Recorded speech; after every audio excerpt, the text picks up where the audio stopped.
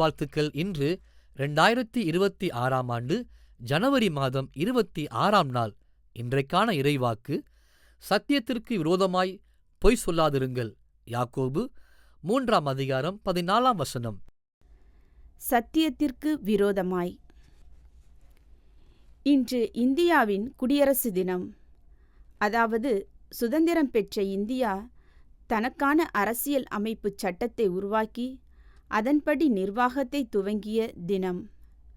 அடிமை சமூகமாய் இருந்த இந்திய மக்களை இந்த நிலைக்கு கொண்டுவர எத்தனையோ பேருடைய தியாகமும் உழைப்பும் அர்ப்பணிப்பும் தேவையாய் இருந்தன. மட்டுமல்ல, இது கடவுளின் திட்டமுமாய் இருந்தது.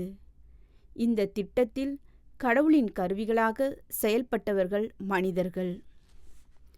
யாக்கோபு நிருபம் இயேசுவின் ஒன்றுவிட்ட சகோதரனான யாக்கோபுவால் எழுதப்பட்டது. இவர் எருசலேம் ஆலயத்தின் அங்கீகாரம் பெற்ற தலைவராக இருந்திருக்கிறார்.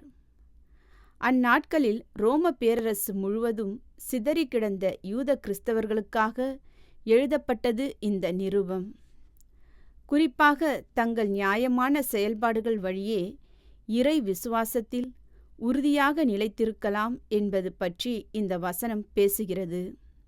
மட்டுமல்லாமல் பொறாமை, சுயநலம் நிறைந்த உலக அறிவிற்கும் அன்பும் கருணையும் நிறைந்த இறை அறிவிற்கும் உள்ள வேறுபாடு இந்த வசனத்தில் விளக்கப்படுகிறது. சத்தியத்துக்கு விரோதமாய் பொய் சொல்லுதல் என்பது நடைமுறை வாழ்வில் நாம் அடிக்கடி சந்திக்கிற மிக பெரிய சவாலாகும். உண்மையை சொன்னால் நமக்கு பிரச்சனை வருகிறது அல்லது வரும் என்று தெரியும்போது நாம் மிக சுலபமாக பொய்யின் பக்கம் சாய்ந்து விடுகிறோம். ஆனால் இயேசு கிறிஸ்துவின் பிள்ளைகளான நாம் உண்மையின் பக்கம் நிற்க, உண்மையையே பேச, உண்மையையே கைக்கொள்ள அழைக்கப்பட்டிருக்கிறோம்.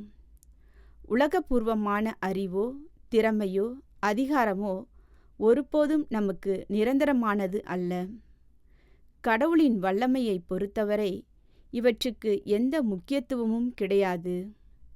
நாம் நம்முடைய மனங்களை பரிசோதனை செய்து பார்ப்போம். அதில் பொறாமை, சுயநலம், வெறுப்பு போன்றவை நிறைந்து இருக்கலாம்.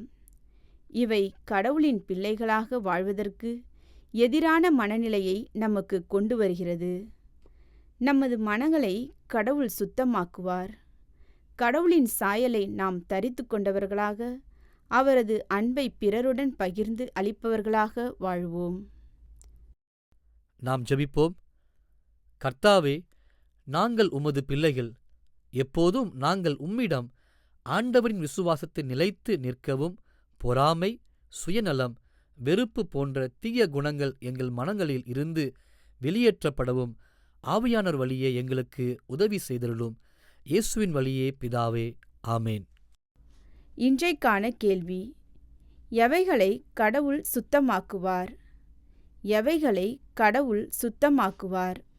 கேள்விக்கான பதிலை கீழ்க்கண்ட எண்ணுக்கு SMS அல்லது வாட்ஸ்அப்பில் அனுப்பவும். 9841809796.